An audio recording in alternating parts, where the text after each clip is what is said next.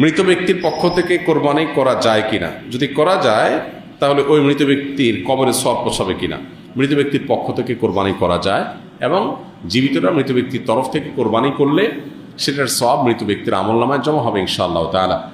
মৃত ব্যক্তির পক্ষ থেকে কোরবানি যে করা যায় এর বহু দলিল রয়েছে, বহু প্রমাণ রয়েছে। আলী রাদিয়াল্লাহু তাআলা আনহুর মধ্যে এটি তার আমল দ্বারা প্রমাণিত যে তিনি মৃত ব্যক্তির তরফ থেকে কোরবানি করেছেন, সাহাবীরা অনেকেই করেছেন। নবী করিম সাল্লাল্লাহু আলাইহি সাল্লাম তাঁর তরফ থেকে করার পাশাপাশি ইব্রাহিম আলাইহিস সালাম এবং পরবর্তী উম্মার তরফ থেকে তিনি কোরবানি করেছেন। সো যিনি নাই, অনুপস্থিত বা মৃত, এই ব্যক্তির তরফ থেকে কোরবানি করা সর্বসম্মতিক্রমে ওলামা কেরামতে জায়েজ। তবে হাম্বলি মাযহাব ওলামা কেরামের অনেকের মত হলো জীবিতদের সাথে যুক্ত করে মৃতদেরটা করা জায়েজ, যেটা রাসূল আকরাম সাল্লাল্লাহু আলাইহি সাল্লাম করেছেন।